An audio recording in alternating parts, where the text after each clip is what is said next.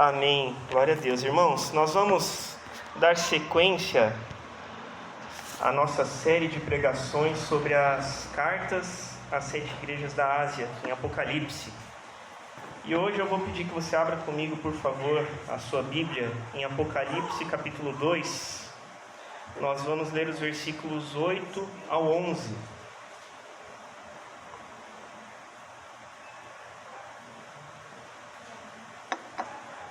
Apocalipse capítulo 2, os versículos 8 a 11. A carta à igreja de Esmirna.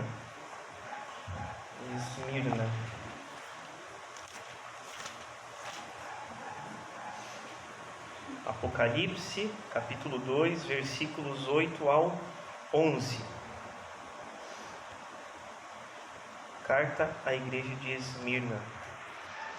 Está sendo projetado ali também. Você pode acompanhar ou no telão, ou aí na sua Bíblia, ou aplicativo, ok?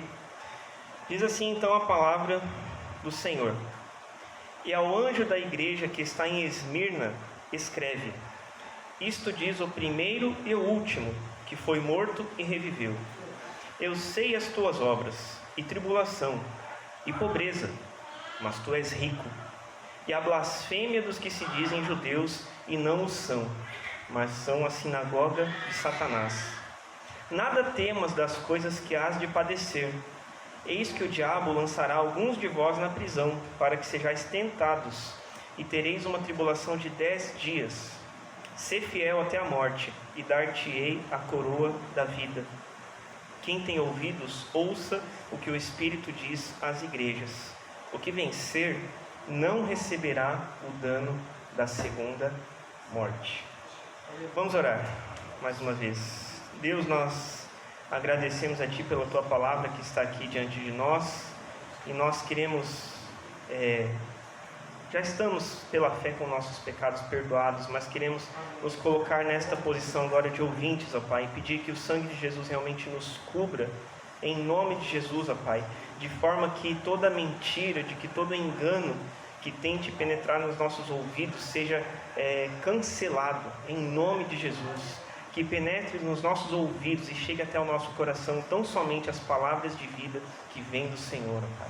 Em nome de Jesus, fala, porque todos nós, Seus servos, Te ouvimos aqui nesta manhã. E que o Senhor nos ajude, Pai, que o Senhor me ajude a comunicar esta palavra de uma forma que Te glorifique, Senhor. Em nome de Jesus, é o que eu Te peço e Te agradeço. Amém e amém.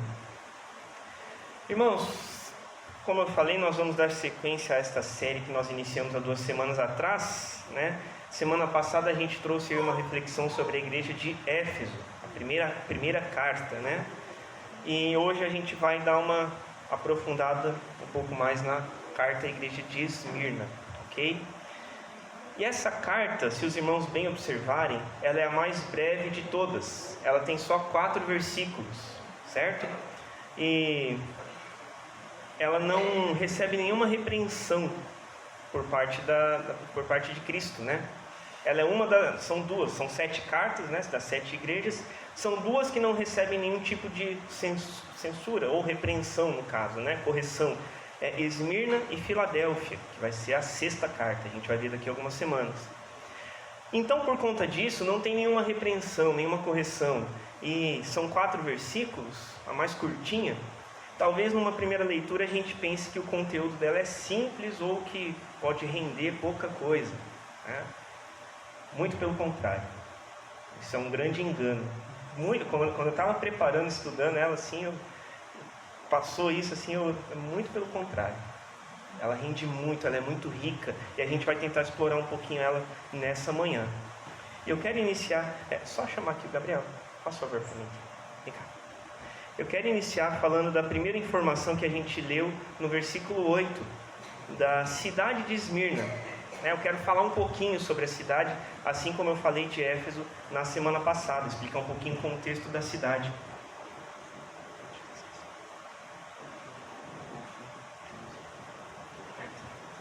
Eu quero falar um pouquinho sobre Esmirna. Assim como Éfeso, que a gente viu na semana passada, Esmirna era uma cidade litorânea, beira-mar, banhado pelo mar Egeu. Ela tinha um porto de grande relevância comercial ali na época, era uma das cidades mais ricas da região. Se não me falha a memória que eu vi agora, que eu estudei, segunda cidade mais rica. E ela tinha uma marca registrada que era conhecida como Coroa de Esmirna. Preste atenção nisso que a gente vai voltar um pouquinho nisso aqui depois. Coroa de Esmirna. Esse era o nome que era conhecido o Monte Pagos, o monte que tinha lá na cidade. E esse monte, ali tinha muitas construções. Nas encostas ali dele, no redor dele, foram erguidos templos pagãos, foram erguidas mansões e outras construções mais imponentes, né? Era uma cidade rica, né? E já no topo tinha a Acrópole. A Acrópole era o local mais alto da cidade, né? E onde se construíam normalmente palácios e templos, certo? E tudo isso, a gente, né, olhando assim, visualmente dava a impressão de se formar a figura de uma coroa de Esmirna, né? Era algo familiar, um termo familiar para eles. E uma coisa muito interessante que eu descobri enquanto eu pesquisava, preparando esse sermão, é o significado do nome da cidade, Esmirna. Esmirna quer dizer mirra. Mirra. Lembram lá de um dos presentes que os reis deram para o menino Jesus, né? Foi ouro, incenso e mirra. É a mesma mirra, que quer dizer, né, que é o significado do nome da cidade, Esmirna. E a mirra, além de ser um presente para o menino Jesus, ela era utilizada para outras coisas, para várias situações. Exemplo, ela era um óleo de unção. Profetas usavam a mirra para ungir determinadas pessoas para alguns afazeres, para ungir reis, para ungir novos profetas. Assim como o nardo, na outra pregação que eu trouxe aqui, né, quando Maria ungiu os pés de Jesus, era um óleo de unção também, assim como o nardo, era a mirra também. A mirra era também usada para a produção de óleos aromáticos, de essências, perfumes, né, como a gente conhece o termo hoje, perfumes, e também para a preparação de corpos para o sepultamento. Eles utilizavam. Vamos então guardar um pouquinho essa informação, porque daqui a pouco a gente volta nela, ok? Deixa ela em stand-by aí. Então, sabendo um pouquinho mais sobre o contexto dessa igreja, da cidade, né, da sociedade ali, a gente vai seguir então com as demais informações que o texto mostra ali para nós. Ainda no versículo 8, a gente pode reler ali, né? É ao anjo da igreja que está em Esmirna. Nós já falamos sobre a cidade. O anjo escreve, né? Isto diz o primeiro e o último, que foi morto e reviveu. Cristo é apresentado à igreja de Esmirna dessa forma, como o primeiro e o último, que foi morto e reviveu. E essa informação já tinha sido citada lá em Apocalipse 1, nos versículos 8 ali, né? Eu sou o Alfa e o Ômega, o princípio e o fim, está um pouquinho antes ali. E no versículo 17 e 18, João falando: quando vi, caí a seus pés como morto, e ele pôs sobre mim a sua destra, dizendo-me: não temas, eu sou o primeiro e o último, o que vive e o que vive. Fui morto, mas eis aqui estou vivo para todo sempre. Isso já havia sido citado lá atrás, não por acaso. E Jesus Cristo se apresenta dessa forma para a igreja de Esmirna. E cada forma cada forma que Jesus se apresenta de forma diferentemente para cada igreja tem um significado, tem um porquê. E essa é outra informação que a gente deixa ela aqui um pouquinho de lado, a gente vai voltar nela daqui a pouco, ok? Mas essa informação é bem relevante para a gente entender o que Jesus estava de fato dizendo para essa igreja. Caminhando para o versículo 9, Jesus Cristo também afirma, assim como no anterior e como nas demais, que Ele conhece essa igreja, né? Ele fala ali: eu sei as tuas obras. Nós falamos nas duas pregações anteriores que Cristo passeia no meio das suas igrejas, passeia no meio dos castiçais, né? Cada castiçal é uma igreja, aqui na visão de João. Então Ele conhece a igreja, assim como Éfeso, Ele conhecia que ela havia deixado o primeiro amor. Ela conhece as obras, a vida da igreja de Esmirna. E Ele conhece ali que ela passa tribulações, que ela passa por perseguições, que ela passa por angústias, pressões constantes, que parecem não ter fim, como muitas vezes nós vivemos, né? Só que nesse contexto aqui, isso estava acontecendo, todas essas perseguições, pressões, isso acontecia certamente por conta do culto ao imperador romano, que acontecia ali naquela época. Aquela região era dominada pelo Império Romano, né? E eles instituíam culto ao imperador, que era praticamente uma divindade, né? Algo nesse sentido. Só que isso não era realizado pelos cristãos, eles não compactuavam com isso. Então parte da perseguição era por isso, e também parte era por conta de grande população judaica na cidade, dos judeus de nascimento. A gente vai falar um pouquinho mais sobre isso logo na sequência. Esses judeus que viviam em Esmirna, esses judeus de nascimento, né, algumas aspas aqui, judeus originais, né, circuncidados conforme toda a lei deles, eles viviam, e eles são mencionados ali no versículo 9, né? A blasfêmia dos que se dizem judeus e não são. Ali, né? Blasfêmia dos que se dizem judeus e não o são. Por que ele está falando isso? Se eram judeus de nascimento, circuncidados conforme toda a lei de Moisés? O que Jesus está dizendo aqui nesse trecho da carta, irmãos, é que esses judeus, eles eram de fato de nascimento, eles eram circuncidados conforme a lei, né? Eles se auto-intitulavam como escolhidos de Deus, como de fato a nação, já falei isso aqui, a nação de Israel é de fato a escolhida, mas eles se gabavam disso, né? Nós somos o povo escolhido, os gentios, né? Os estrangeiros não têm parte com nada, né? Só que eles, apesar de serem os judeus de nascimento, entre aspas, originais, né? Digamos assim, eles não reconheciam Jesus como um Deus de fato. O irmão João Batista falou sobre isso aqui agora há pouco, né? Que era respondendo a dúvida ali da irmã, que os judeus só têm as escrituras até só o Velho Testamento. Do Novo, ali Mateus em diante, o Novo eles não têm, porque eles não consideram Jesus Cristo como o Messias de fato que havia de vir. Jesus não voltou para eles, para os judeus. Então, eles não reconheciam Jesus como Deus Filho. E quando eles faziam isso, né, eles murmuravam contra os judeus ali aceitos pela circuncisão espiritual, a circuncisão do coração. Aquela pessoa que se convertia, como na igreja em Atos, a igreja que estava surgindo, aquela pessoa que deixava de seguir uma determinada doutrina e se convertia ao Senhor, eles não reconheciam, né? Era uma circuncisão espiritual, a circuncisão do coração que acontecia. E eles não entendiam isso. Eles murmuravam contra estes, contra os gregos, contra os judeus que se convertiam ao cristianismo. Só que aqui, meus irmãos, acontece uma coisa que eles realmente não compreendiam, que o sangue não era mais derramado por conta do corte no prepúcio do homem. Essa era a forma de circuncisão, né? O homem ia lá, cortava a pele do seu membro genital, o prepúcio. Essa era a circuncisão, conforme a lei de Moisés, a lei de Deus dada por Moisés. Só que o sangue, meus irmãos, ele não era mais derramado devido a esse corte. Não era mais. Mas agora o sangue de Cristo já havia sido derramado na cruz, pela nova aliança no seu sangue. Sempre quando nós celebramos a ceia, nós falamos: este é o cálice da nova aliança no meu sangue. A fala de Jesus. Essa era a circuncisão que estava acontecendo ali, que surgiam novos cristãos, que a igreja estava se expandindo, e os judeus não entendiam isso. Eles blasfemavam, eles murmuravam, falavam mal contra.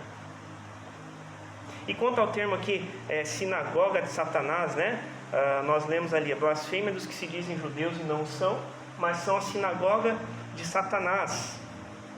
Esse termo sinagoga era o templo deles ali, né? Onde eles se reuniam, os judeus. Só que isso foi caindo em desuso por conta do termo igreja, né? Igreja, que indica ali assembleia, uma reunião de pessoas, que passou a ser utilizado ali no cristianismo que surgiu. E isso foi passado a ser utilizado depois da morte e ressurreição de Jesus. Eclesia, igreja, assembleia, reunião de pessoas da mesma crença, né? E usar esse termo na carta, eu entendo que pode indicar uma possível religiosidade por parte dos blasfemadores judeus. Porque eles eram, né, os judeus originais, eles se gabavam disso, né? Os judeus que tinham a conversão no seu coração pelo sangue de Jesus, para eles não valia nada. Valia a lei, valia a velha aliança, valia continuar sacrificando carneiros. Era isso que valia para eles. Então, uma pessoa ser judia e passar a ser cristã, passar a crer em Jesus, para eles não tinha valor nenhum, eles desprezavam, né? Só que sinagoga aqui também, a gente entende que é de fato uma reunião, uma assembleia, né? Um ajuntamento de pessoas da mesma fé. Então, voltando aqui no termo, sinagoga de Satanás. Os judeus que blasfemam são sinagoga de Satanás, né? Satanás é adversário, significado. Adversário, inimigo. Se Satanás é adversário, então sinagoga de Satanás indica uma reunião de inimigos, reunião de adversários. A gente traduzindo os termos, né? Os que blasfemam, olha lá, blasfêmia dos que se dizem judeus e não são, mas são sinagoga de Satanás. É uma reunião de adversários. E era exatamente isso que acontecia, porque os judeus, eles realmente agiam, se colocavam como inimigos do povo de Deus, como inimigos dos cristãos. Havia uma animosidade, uma rivalidade ali. E outra informação importante citada nessa carta, ainda no versículo 9, é que a igreja de Esmirna, um pouquinho antes ali, a igreja de Esmirna é pobre, né? O Senhor conhece a pobreza, mas tu és rico. Pobre, pobreza, mas tu és rico, entre parênteses. Interessante, né? Para dizer o mínimo. Ela tinha limitação de recursos. Porém, a palavra grega para pobreza, nós vemos ali pobreza, né? A palavra grega é ptochia. O que essa palavra indica? Que os cristãos de Esmirna, eles viviam em estado de pobreza extrema, de miséria. Os cristãos de Esmirna, eles eram comparados a mendigos. É isso que essa palavra está dizendo para nós, ptochia, pobreza. Era igual aos mendigos que eles tinham lá, assentados na beira da rua. E isso acontecia provavelmente porque ali, como eu falei, tinha o culto ao imperador, tinha uma série de perseguições do Império Romano por conta da fé. E esses irmãos, eles tiveram seus bens confiscados, pessoais e da igreja. Eles não tinham ali meios de se manter uma residência para repousar, porque os bens deles foram confiscados por conta da perseguição do Império Romano. E essa igreja então era pobre financeiramente, assim como seus membros pessoalmente, né? Só que essa igreja, está ali entre parênteses, ela era rica. Ela era rica espiritualmente. Conheço a tua pobreza, mas você é rico. Paradoxos do reino de Deus, né? E meus irmãos, nós podemos entender um pouco melhor essa afirmação quando Paulo fala na sua segunda carta. Os irmãos não precisam abrir, mas na segunda carta de Paulo aos Coríntios, no capítulo 8, verso 9, Paulo fala o seguinte: porque já sabeis a graça de nosso Senhor Jesus Cristo, que, sendo rico, por amor de vós se fez pobre, para que pela sua pobreza vocês se enriquecessem. Então aqui é possível a gente apontar pelo menos dois contrastes de Esmirna com outras duas igrejas. Primeiramente com Éfeso, que a gente viu na semana passada, no sentido espiritual, né? Éfeso deixou o primeiro amor. Éfeso deixou o primeiro amor. Enquanto Esmirna é rica espiritualmente. Ela é pobre de recursos, mas ela é rica espiritualmente. Ela é rica do Espírito Santo. Ela é rica da presença de Deus. Ela é rica das boas obras que expressam a fé que eles têm em Cristo. E também é possível traçar aqui um paralelo com Laodiceia, que a gente vai ver daqui a algumas semanas. É a última carta, a 7ª carta. No sentido financeiro, econômico, digamos assim, né? A gente vê que Esmirna era pobre, vivia em pobreza, comparados a mendigos. E Laodiceia, se nós lermos ali um pouquinho adiante, Apocalipse 3,17, deixa eu voltar aqui, só ver uma referência aqui. Apocalipse 3,17, a igreja de Laodiceia, né? Jesus Cristo falando: como dizes, rico sou e estou enriquecido e de nada tenho falta. E aí abre um parênteses: e não sabes que é um desgraçado e miserável e pobre e cego e nu. Que forte, né? Que mensagem, né? Quero ler de novo, como Apocalipse 3,17. Como dizes, a igreja de Laodiceia, rico sou e estou enriquecido, de nada tenho falta. E Jesus fala: você não sabe que você é um desgraçado, miserável, pobre, cego e nu. Que contraste, né? Que mensagem dura, né? E segundo o relato da carta, meus irmãos, nós dando sequência ali na carta de Esmirna, o versículo 10 ele traz aqui para nós um aviso de sofrimento futuro. Nós podemos ler ali: nada temas das coisas que hás de padecer. Isso, nada temos das coisas que hás de padecer. Ele começa ali: não tenha medo, né? Nada temos, mas das coisas que hás de padecer. Você vai sofrer, você vai passar por tribulações, como se já não passasse, né? Como se já não passasse. Mas ele, ao mesmo tempo em que ele avisa esse sofrimento futuro, ele traz um aviso de que haveria consolo e ajuda durante esses períodos.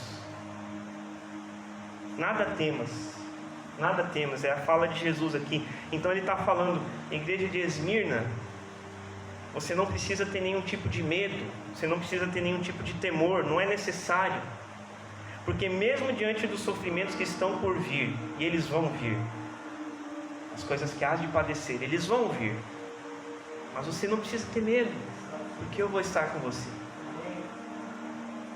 Isso traz um texto à nossa memória que eu quero lembrar aqui com os irmãos, Salmo 23:4, bem conhecido. Salmo 23, né? Normalmente um salmo aí de cabeceira, né? Ainda que eu andasse pelo vale da sombra da morte, não temeria mal algum, porque tu estás comigo. Veja o que ele está falando: ainda que eu andasse pelo vale da sombra da morte, no Salmo 23. Ainda que a minha vida passe por riscos de eu perdê-la, ainda que eu morra, seja de qual forma for, não temerei mal algum, porque o Senhor está comigo. E assim como um verdadeiro pastor, que ele fala no começo: o Senhor é meu pastor, a tua vara e o teu cajado me consolam, porque o Senhor é o meu pastor, Ele age como um verdadeiro cuidador das suas ovelhas. E é isso que Jesus está dizendo aqui para a igreja de Esmirna: não tema, não tema. Jesus dá a eles essa certeza que iriam acontecer investidas do diabo. Como eu falei, parece que não estavam sofrendo o suficiente, né? Além do que eles já passavam, perseguidos pelo império, blasfemados pelos judeus que estavam à sua volta, pelo povo da cidade, passando por pobreza, talvez tendo falta do que comer, sem talvez uma moradia, a igreja passando dificuldades, sendo comparados a mendigos, né? Já não era o bastante e ainda viria sofrimentos mais para vir. E aqui existe uma fala, né? O diabo lançará alguns de vós na prisão para que sejais tentados, provados. Ainda alguns seriam presos, passariam por sofrimentos. E ele de fato aqui se refere a prisões literais, cadeia, celas. Assim como Paulo foi preso tantas vezes, né? Enfim, passou tanto tempo encarcerado.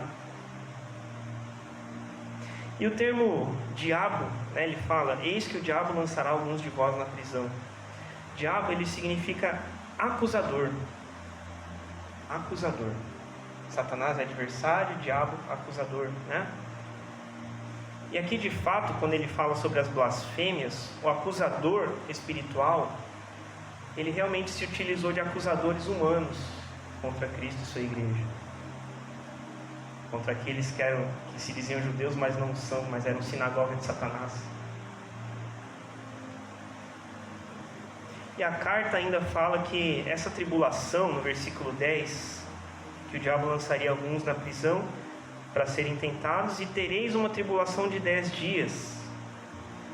Esse prazo aqui, ele pode ser de fato literal, mas não necessariamente.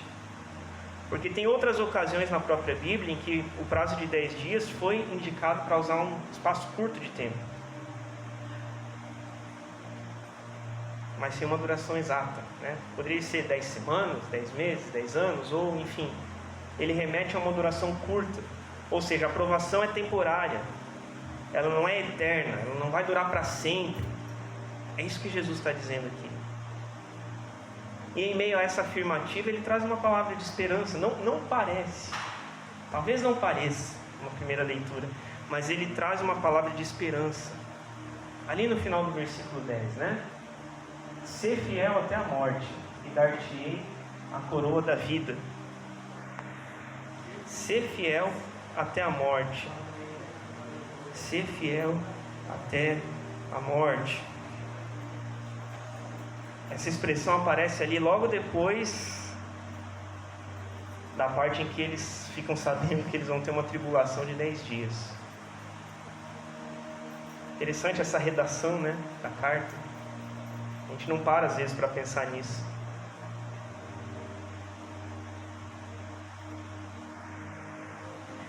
Jesus escreve que eles terão uma tribulação de 10 dias, de um curto prazo de tempo, né? E depois ele fala, ser fiel até a morte. A gente vai morrer.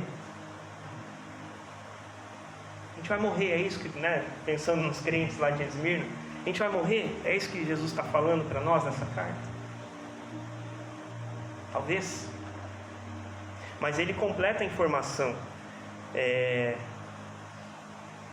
de que, assim, na verdade ela podia realmente indicar um não livramento, né? Talvez a pergunta, essa resposta seja de fato sim. Sim, alguns de vocês vão morrer. Alguns vão. Vocês são perseguidos, vocês têm dificuldade financeira, vocês muitas vezes não têm o que comer. É possível que alguns de vocês morram, de fato. Mas ele completa falando que, mesmo assim, se eles permanecessem fiéis ao Senhor até o fim, eles tinham garantida a promessa de vida eterna, no reino eterno junto de Deus Pai. E ele chama essa promessa de coroa da vida, né? Ser fiel até a morte, dar-te-ei o quê? A coroa da vida. Coroa da vida. Essa mesma expressão, coroa da vida, ela aparece lá em Tiago, no capítulo 1, verso 12. Bem-aventurado o varão que sofre a tentação, porque quando for provado, receberá a coroa da vida, a qual o Senhor tem prometido aos que o amam. É a mesma fala. Quando você for provado, se você permanecer fiel, você vai ganhar a coroa da vida, a qual o Senhor tem prometido àqueles que o amam. A palavra ela vai se complementando, ela se completa, ela vai para a mesma direção. E a coroa é um acessório do quê? De quem? De um rei, de uma rainha, né? Ou então, talvez, em determinados contextos, de um conquistador, de alguém que conquista um reino, né? Que derrota um rei adversário, né? E essa expressão é uma referência a um costume grego, né? A cultura grega ali ainda é muito forte, né? Eles eram ali um império romano, mas a cultura grega anteriormente era muito impregnada ali, até hoje, muitas coisas, né? Enfim, mas ali havia um costume grego de premiar atletas que eram vencedores em competições olímpicas, né? Nós sabemos que as Olimpíadas se iniciaram lá, tem a sua origem lá na Grécia, né? Enfim, na Grécia Antiga. Então os que venciam, eles premiavam com uma coroa de louros, aquela que fica atrás assim, as plantinhas, né? Ou uma coroa de flores, né? Para colocar na cabeça do vencedor. E essa palavra coroa, olha que interessante, ela vem do grego Stéphanos, que significa também galardão, glória, honra, coroa propriamente dita, né? E até não sabia dessa palavra Stéphanos que vinha o nome Stephanie, que é coroado, A título de curiosidade, não sabia disso, né? Fiquei admirado aí quando eu vi isso. Ok, coroa, né? Ser fiel até a morte, dar-te-ei a coroa da vida. Coroa, uma premiação. Agora, da vida, coroa da vida. Prêmio da vida, honra da vida, né? Se a gente for substituir o termo. E eu quero até me justificar aqui, irmãos, porque algumas vezes, já fiz isso 2 ou 3 vezes agora, hoje, né? Que às vezes eu trago alguns termos do original bíblico, né? Ali, hebraico ou grego, porque essas palavras ajudam a gente a entender o que o mensageiro quis dizer aqui, né? Então, né, só para dar um exemplo, no inglês, hoje, no inglês não existe a palavra saudade. Não existe. Quando eles querem falar que estão com saudade, eles usam a expressão, eu sinto sua falta. Eu sinto sua falta. Por que eu estou falando isso? Porque se a gente fosse explicar para um americano se a gente fosse explicar, na verdade, o que é saudade, a gente ia ter que falar. É você sentir falta de alguém que está ausente. Traduzir, entre aspas, o termo saudade. Se o americano escuta saudade, não sabe o que é. Não tem como uma palavra correspondente. Ele fala, eu sinto sua falta. Né? Então, é essa ideia, essa mesma analogia que a gente traz aqui das palavras do original bíblico. Então, coroa da vida. Coroa é recompensa, né? Recompensa do vencedor. Vida, irmãos, preste bem atenção nisso, por favor. Vida, utilizada aqui nessa escritura do original grego, é Zoé. Zoé. Tem aquele ministério, né? Ministério Zoé, o pessoal fala Zoe, né? Aquela música conhecida, Aquieta Minha Alma. Zoé. Zoé quer dizer vida de Deus, vida eterna. Zoé. Zoé não é só a vida biológica. Hoje a pessoa está viva, amanhã ela morre. Não, isso não é Zoé. Isso é a vida biológica, bios. Zoé é outra coisa. Zoé é vida eterna. Zoé é vida de Deus, que só Jesus Cristo proporciona. E que foi por isso exatamente que Ele veio. Para nos dar Zoé. Zoé, vida de Deus, vida eterna. Então o que ele está dizendo aqui, quando ele fala coroa da vida, é a recompensa, o prêmio da vida eterna. E eu quero ler alguns textos, algumas referências que aparece esse mesmo termo, textos um tanto conhecidos da Escritura. Em João capítulo 1, Evangelho de João, um texto que eu gosto demais, demais. João capítulo 1, verso 4. Nele, fala do verbo, né? Nele estava a vida, e a vida era a luz dos homens. Em Jesus estava a vida eterna, e a vida eterna, a vida de Deus era que iluminava os homens que estavam no meio da escuridão. É isso que ele está dizendo aqui, a vida era a luz dos homens, Zoé era a luz dos homens. Outro texto que aparece isso, Romanos 6,23, bem conhecido também, Romanos 6,23, porque o salário do pecado é a morte, mas o dom gratuito de Deus é a vida eterna, por Cristo Jesus nosso Senhor. O dom gratuito de Deus é Zoé, vida eterna. E ainda mais um texto apenas para a gente dar um embasamento mais aqui na carta de Paulo aos Gálatas, capítulo 2, verso 20, um texto também que eu amo esse texto. Já estou crucificado com Cristo, e vivo não mais eu, mas Cristo vive em mim. É a vida, a Zoé, que agora eu vivo na carne, eu vivo na fé do Filho de Deus, o qual me amou e se entregou a si mesmo por mim. Zoé. A vida, a Zoé, a vida eterna, a vida de Deus que agora eu vivo na carne, eu vivo na fé do Filho de Deus. Coroa da vida é a recompensa da vida eterna que só Jesus proporciona àqueles que o amam, àqueles que permanecem fiéis até o fim, até a morte.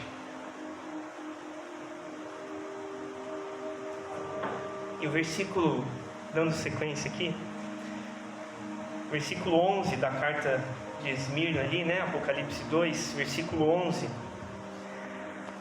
Quem tem ouvidos, ouça o que o Espírito diz às igrejas.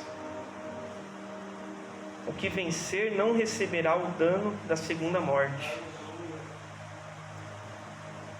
Ao vencedor, ou o que vencer, coloca lá para mim o 11, por favor. Versículo 11. Isso.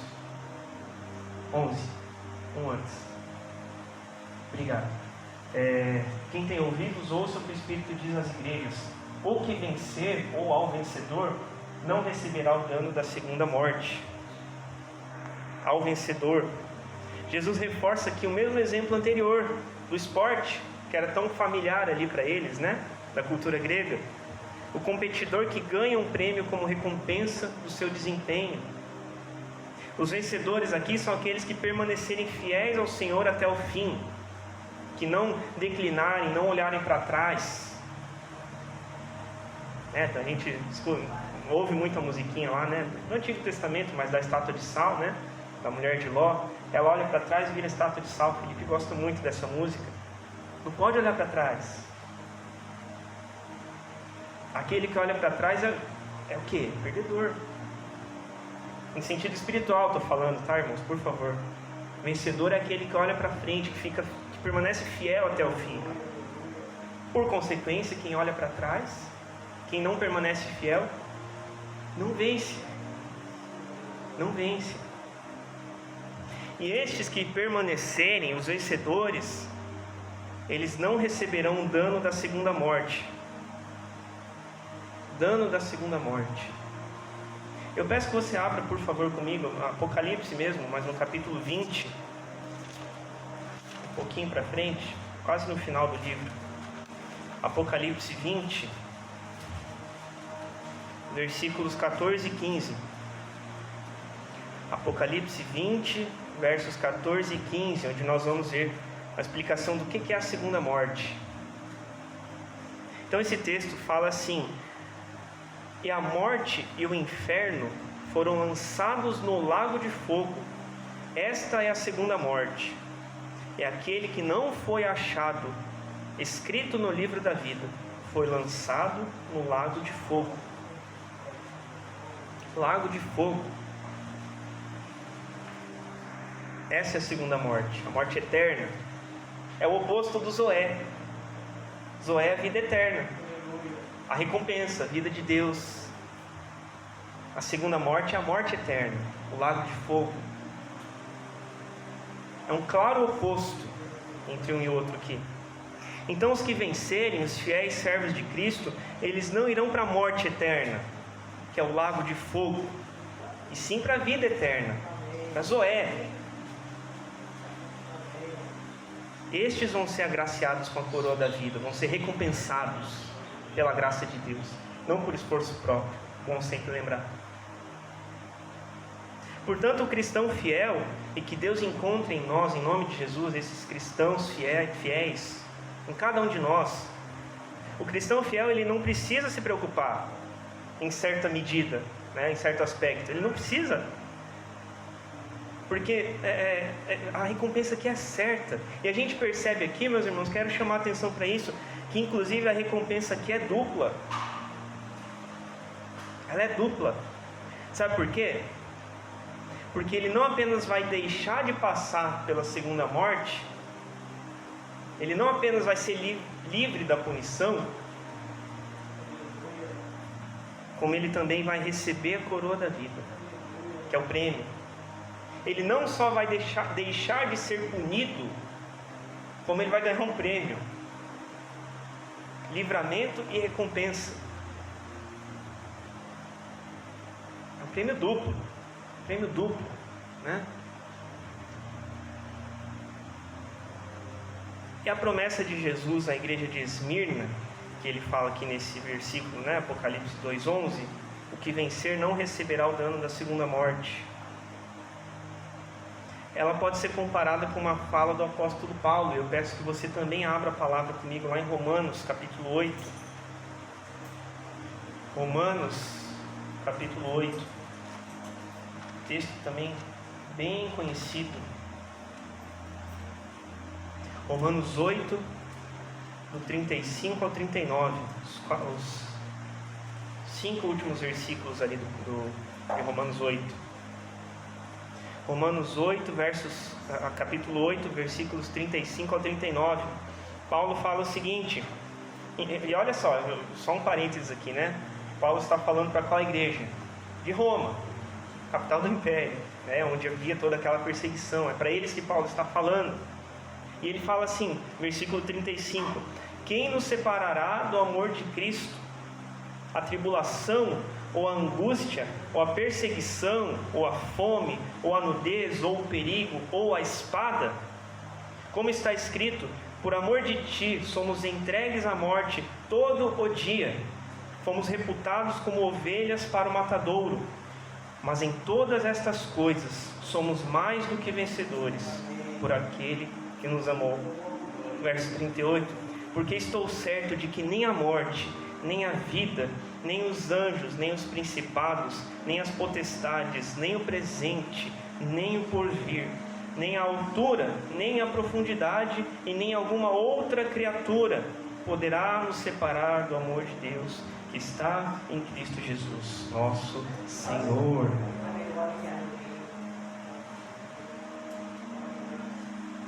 Essa fala ela está na carta de Romanos, mas ela se aplica aqui perfeitamente para os crentes de Esmirna.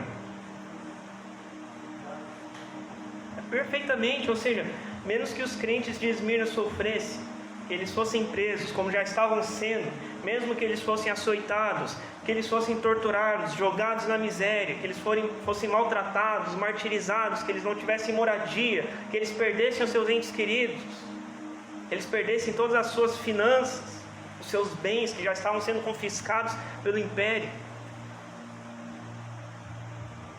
Mesmo assim, uma tragédia, claro, mas mesmo assim, Paulo já havia falado lá atrás, isso se aplica a eles, que nada disso poderia separá-los do amor de Deus que está em Cristo Jesus. Porque essa esperança, Zoé, não está nos bens terrenos. Zoé, a vida de Deus, não está na vida humana, não está na bios, de nós estarmos vivos hoje, amanhã a gente morre. Não é isso. Está em Cristo Jesus. Por isso que eu falei que às vezes é bom a gente trazer lá do original, porque sem isso a gente talvez não entendesse a profundidade desse texto.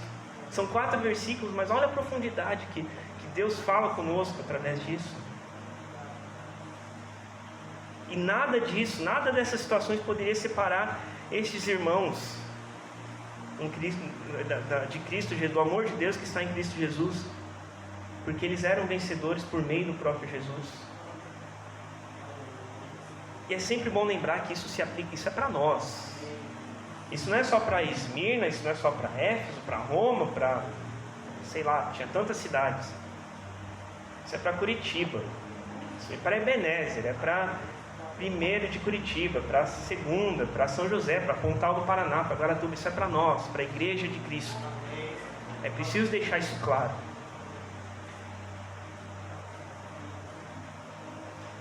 E já, meus irmãos, caminhando para a conclusão, eu tenho 2 pendências aqui para resolver com vocês. Primeiro, lembra que eu falei no começo para a gente deixar 2 coisas meio de lado que a gente ia voltar? Primeiro eu falei sobre a forma que Jesus Cristo é descrito no início da carta, né? Está lá em Apocalipse 2:10, deixa eu voltar. 2:10 não, 2:9, né? 2:8, perdão, primeiro versículo ali da carta, né? Isto diz o primeiro e o último, que foi morto e reviveu. Apocalipse 2:8. Então, Jesus Cristo é descrito dessa forma. E como que isso vem ao encontro dos crentes de Esmirna, dessa igreja?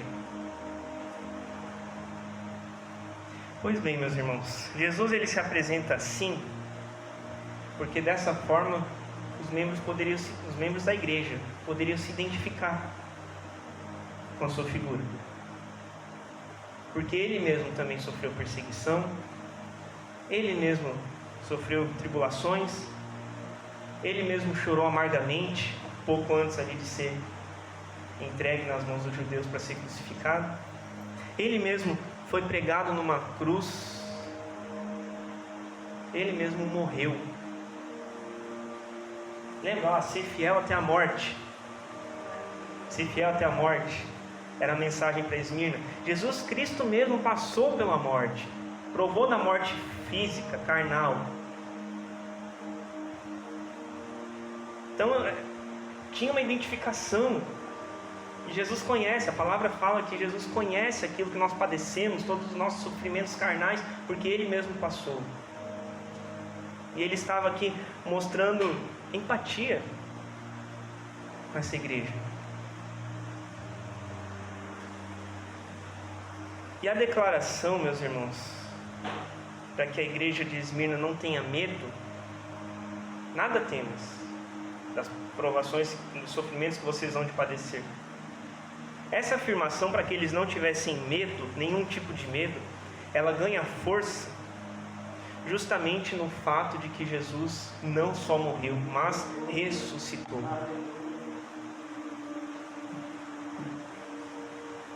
Mesmo depois das tribulações, mesmo depois da morte física, Ele ressuscitou. Aí está a esperança para essa igreja tão sofrida.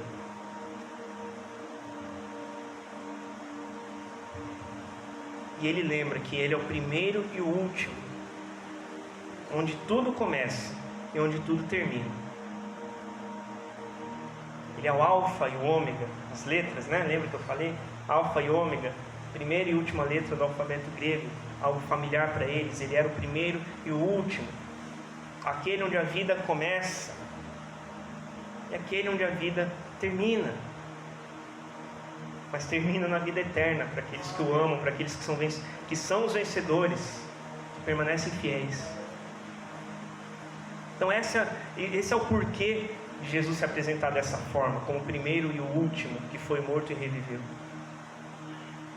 E a segunda coisa que eu deixei meio de lado, segunda informação que eu preciso regularizar aqui com os irmãos, é sobre o uso da mirra. Lembra que Esmirna quer dizer mirra, né? Com qual se faziam perfumes, né? Que eu expliquei no começo. Mirra é uma resina que é extraída de uma árvore. E para extrair essa resina, fui atrás para pesquisar, né? São realizados vários cortes na casca da árvore, da onde se extrai. Então vai cortando ali, vai cortando até que chega na parte viva da árvore, que se chama, né? Que chama alburno. Alburno. Se a gente for ler um pouquinho aí no Google, né? A parte de botânica, a gente vai ver. Que é onde passam os nutrientes da planta ali, da árvore, enfim. Então vai cortando até chegar na parte viva do tronco, que é o alburno. E daí então essa resina começa a sair. Dá uma aparência como se estivesse, entre aspas, sangrando. E depois de um certo tempo, a resina, depois que é retirada ali, ela endurece. Então ela é triturada até virar pó, e aí sim é utilizada para produzir as essências, os óleos aromáticos, enfim. E por que eu estou falando isso? Porque a cidade não se chamava Esmirna, Mirra, por acaso. A igreja de Esmirna, ela estava sendo literalmente massacrada, esmagada, triturada, sangrada, para que dela se extraísse o seu elemento, a sua mirra, a sua essência, o seu perfume, aquilo que ela tinha de precioso, para que aí sim, como Paulo fala em 2 Coríntios 2, para que ela pudesse ser o bom perfume de Cristo.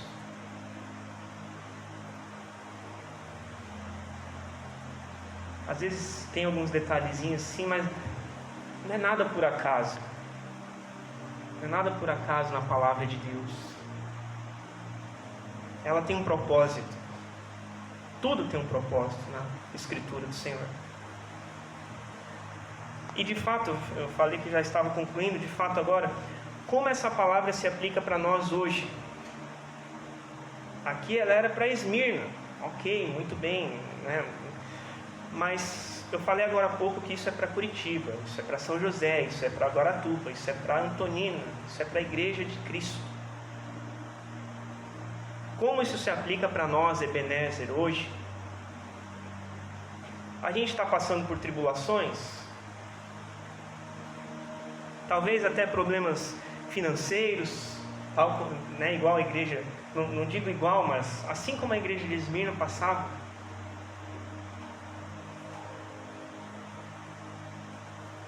Mas também como que está a nossa vida espiritual? Eles eram pobres financeiramente, mas ricos espiritualmente.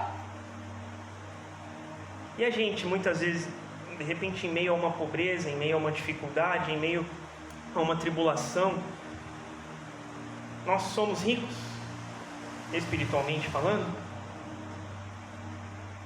Será que em vez de crentes irrepreensíveis, santos, né? Paulo fala, sede santos porque eu sou santo, né? O Senhor nos exorta a uma vida santa.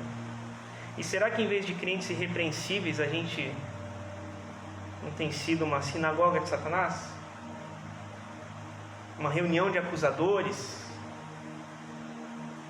Estou falando, trazendo os elementos do texto, para nós pensarmos.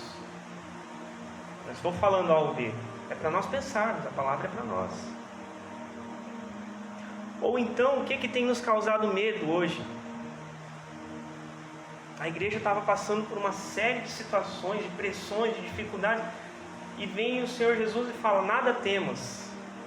Acha que eles não estavam com medo do Império Romano vir, capturar, levar todo mundo preso, matar? E o Senhor vem e fala, nada temas. O que está trazendo medo para a gente hoje? Será que a gente tem sido fiel ao Senhor em todo o tempo? Incondicionalmente? Será que a gente tem caminhado de fato como vencedores, no sentido de sermos fiéis? Fiéis ao Senhor, fiéis à sua palavra, fiéis àquilo que Ele coloca às nossas mãos? Será que a gente tem dado a nossa mirra para o Senhor? O óleo perfumado, aquilo que a gente tem de mais precioso? Será que a gente tem consagrado nas mãos dele? Será que a gente tem buscado viver dessa forma? São elementos que o próprio texto traz para nós hoje, que o próprio Senhor Jesus traz para nós hoje. Para mim primeiro. Eu fiz a redação. Então o Senhor falou primeiro para mim. É sempre preciso, eu gosto muito de reafirmar isso, primeiro para quem está falando. Nas cartas ele traz primeiro para o anjo, para o líder. Como nós temos nos comportado diante dessas questões, irmãos? Peço que você abaixe a tua cabeça, por favor. Feche os teus olhos, vamos orar para nós encerrarmos esta proclamação da palavra.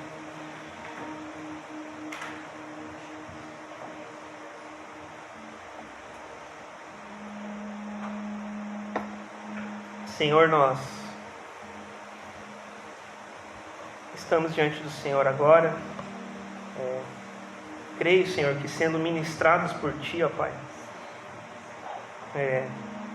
através da ministração que o próprio Senhor entregou à igreja de Esmirna, nós entendemos que essa ministração, que esta mensagem é para nós hoje. Talvez de todas as formas, de todos os aspectos, talvez apenas de alguns deles, talvez apenas de um. Mas eu creio que, de alguma forma, Senhor, essa palavra se aplica a nós hoje, como igreja, como corpo de Cristo e como indivíduos, nas nossas vidas pessoais. Que o Senhor nos ajude, Pai. Em nome de Jesus, que o Senhor nos ajude a, mesmo em meio às dificuldades, assim como essa igreja passava por tribulações, por pobreza, mas ela era rica espiritualmente. Ela cria que, conforme o Senhor revelou a Paulo, que nada poderia separá-la do amor de Deus que está em Cristo Jesus. Ela cria que, se ela permanecesse fiel, mesmo em meio às dificuldades, ela receberia a recompensa, a coroa da vida. Ela receberia Zoé, a vida de Deus. Que o Senhor assim trabalhe no nosso coração, em cada um de nós aqui, meu e dos meus irmãos, de forma que nós possamos permanecer. Às vezes permanecer é tão difícil, constância é tão difícil para nós, Senhor. Mas que o Senhor nos ajude a permanecermos fiéis ao Senhor, olhando para Jesus Cristo, olhando para a recompensa que nos está proposta ao vivermos uma vida com o Senhor, a recompensa da vida eterna. Nos ajuda a fugir de coisas que nos levam à morte eterna, Senhor. Nos ajuda a sermos vencedores espirituais, no sentido de progredirmos a nossa caminhada com o Senhor, para alcançarmos a recompensa, a coroa da vida, e a vida que Jesus Cristo nos dá, uma vida plena, uma vida em abundância. Em nome de Jesus, continua falando conosco ao longo dessa semana, nas células, na nossa casa, enquanto estivermos com os nossos familiares. Continua falando conosco ao longo desta série das cartas, Senhor. Ministra as nossas vidas, individualmente e como igreja, Senhor. É o nosso desejo, é o nosso clamor, e nós oramos em nome de Jesus. Amém e amém.